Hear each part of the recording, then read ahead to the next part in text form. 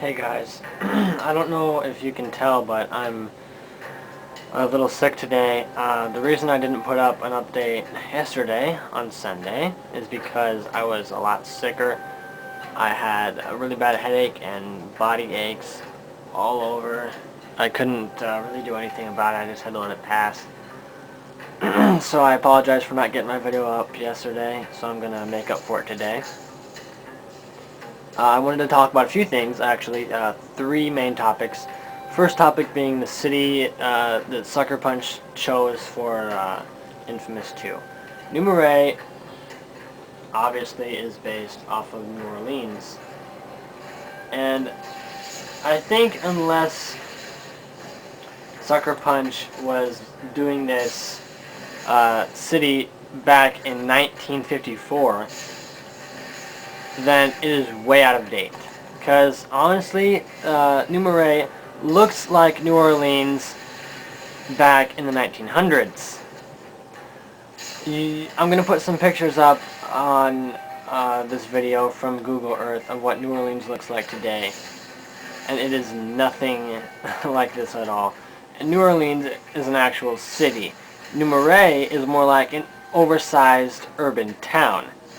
The buildings barely reach over 7 stories high, which really upset me because, to be quite honest, Empire City was a lot more fun than, going through New Marais.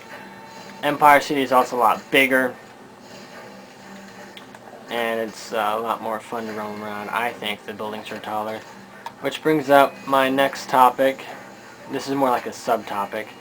But I think that Sucker Punch should release some sort of DLC for us where we can go back and play in Empire City, preferably like right before we leave for New Marais.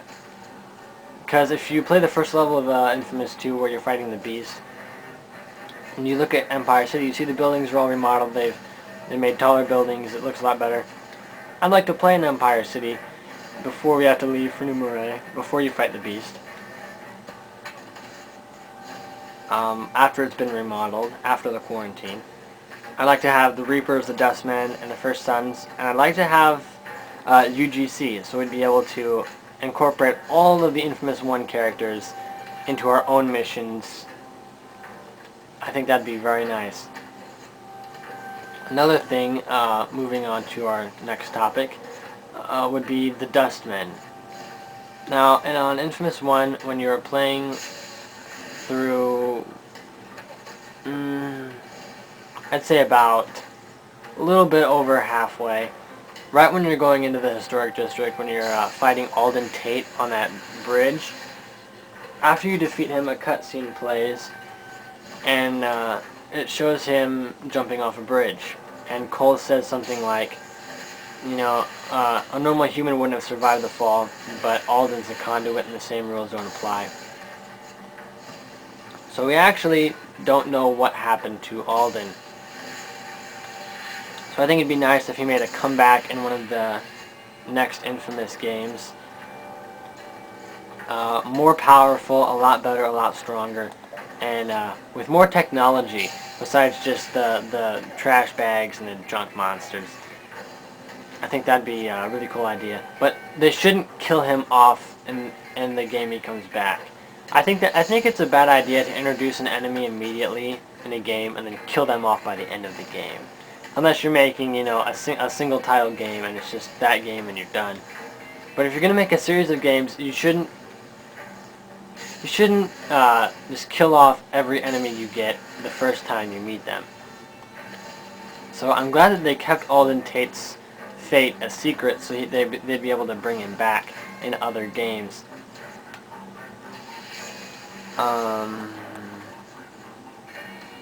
Another thing would be, I think Sucker Punch with Infamous 2, they really forgot about the fact that Cole turns into Kessler. And they really screwed that up with the storyline. Because we all know that when the Beast comes, when Kessler is supposed to fight it with his family, Kessler runs away and takes a trip back in time. But what we don't know And I think Sucker Punch doesn't know this either, even though they made the infamous title. I think they don't really know. They just threw this into the game. They don't know, and we don't know, if Kessler would have died if he fought the Beast. Okay, just because Cole died when he fought the Beast on Good Karma, which is the only time you really fight the Beast at the end of the game. Just because Cole dies doesn't mean that Kessler would have. Since they're the same person, this creates a problem. Cole is supposed to become Kessler, even though he can't stand Kessler. It's his fate. He's supposed to become Kessler when the Beast comes. Briefly before the Beast arrives, Cole is supposed to become Kessler. Just like the cutscene at the end of Infamous 1. After you defeat Kessler. But the fact that Cole dies in Infamous 2 when he fights the Beast, I'm not really clear on that, because Sucker Punch in Infamous 1 said that when the Beast came, Kessler, the original Kessler, he ran away, avoided the Beast, and then went back in time. But if Kessler had fought the Beast, would he have died?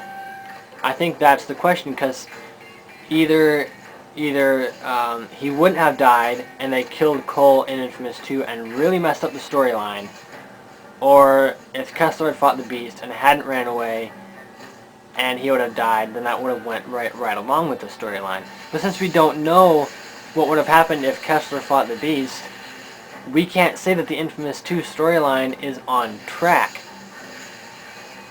Because when I play Infamous 2, I don't feel like it's a continuation of Infamous 1. I feel like it's a completely different game, because the storyline completely goes off track. Maybe that's because Trish gets killed and you don't get married. I don't know. There's certain events in Infamous 1 that might dictate the storyline of Infamous 2. But still, I mean, Kessler is only mentioned once or twice in Infamous 2. It's almost like in Infamous 2 he doesn't even exist. I mean, you'd think in the sequel of a game that you would continue the storyline you started in the first game. When I play Infamous 2, I don't feel like that. I feel like they completely torqued the storyline and made it completely different and started a new story with it. And I don't like that, because Kessler and Sasha and the Reapers and Alden Tate, all those guys, the First Sons, aren't even mentioned in detail during Infamous 2. I mean, yeah, there's the dead drops where Wolf talks about the First Sons and being undercover, but there's not even a speck of dust that that connects Infamous 1 to Infamous 2, that connects Infamous 2 to Infamous 1, except for the fact that Cole and Zeke are in the game. That's the only connection I feel that holds the two titles directly together. Okay? But then again, I feel like they really screwed it up too, because in Infamous 1, Cole has sort of a deep, groggly voice, and Kessler's voice, of course, is I don't want to say an old man. I'll say an aged man. Kessler's voice sounds like he's a fairly aged man. And in Infamous 2, what do? They don't remember that Cole actually turns into Kessler. What do they do in Infamous 2? They give him a higher pitched voice. That really pissed me off. It doesn't make any sense to do this. I don't know why they would do this. It's I think it's unnecessary. It's uncalled for. Because, I mean, you would expect that in Infamous 1, if Cole is obviously he was in college when he dropped out and got the job, so he has to be 19 or 20 if he's going into college. So basically, a newborn adult, and his voice is fairly deep. So if he gets older through the events of the comic books, is his voice going to get higher pitched or lower pitched as he gets older?